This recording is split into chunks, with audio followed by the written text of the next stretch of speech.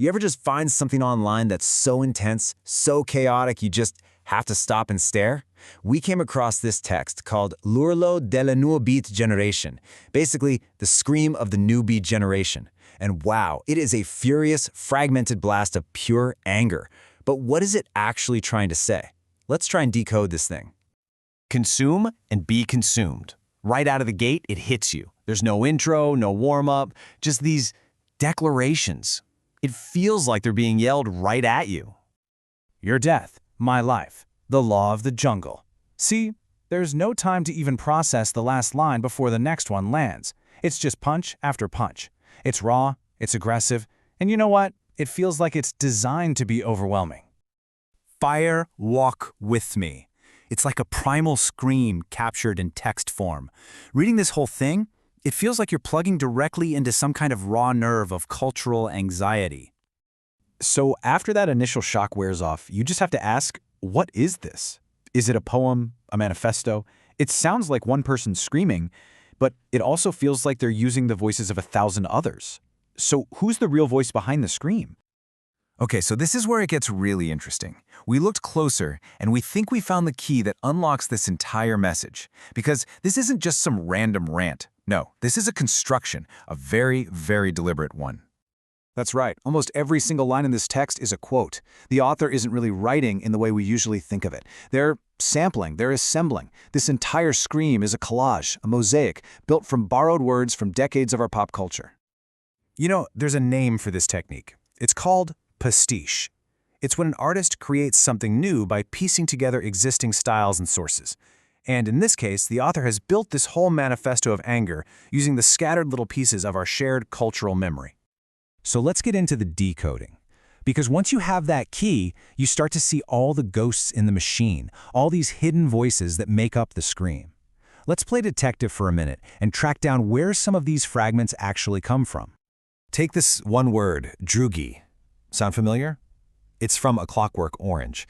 It's that slang for friends, but it's loaded with all this meaning about youth rebellion and, yeah, ultraviolence. With just one word, the author taps into a whole universe of feeling disenfranchised. And check this out. We jump from the dystopia of A Clockwork Orange straight to post-war Italy with Mamma Roma. That's a direct shout-out to Pier Paolo Pasolini's classic film about struggling in the city. So they're weaving together not just different genres, but totally different eras of desperation.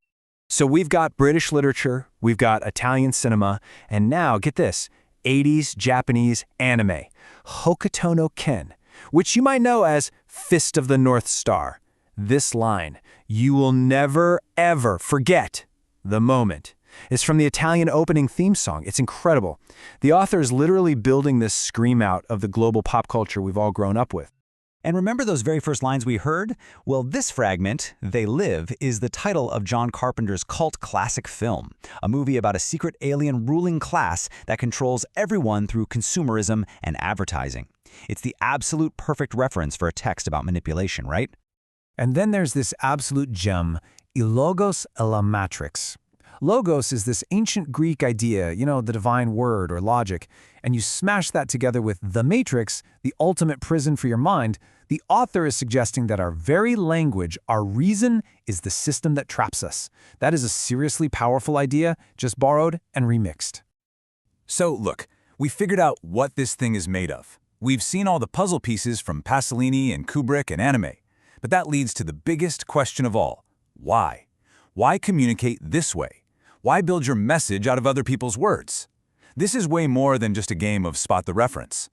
Well, by using a collage, the author's making a huge statement. Maybe they're saying that in a world so saturated with media, true originality is impossible. Or, and I kind of like this idea, maybe they see pop culture as an arsenal, where every movie quote and song lyric is a weapon you can use. It becomes a way to express a feeling that isn't just one person's, but is collective, a shared anger built from the very things we all watch and listen to. And this, right here, is the core of it. This isn't about a lack of creativity. It's about rearming old words. It's saying that to express something truly powerful today, you don't have to invent new words. You just need to take the old ones and give them a new, urgent purpose. It's a kind of cultural rebellion. Which leaves us with a really fascinating question to chew on. If a scream is built from 100 other voices, Is it any less authentic? Or is it actually more powerful because it proves this anger has been a ghost in our culture for decades? It really makes you wonder, how much of what we say and feel is truly our own, and how much is just an echo of everything we've absorbed? What do you think?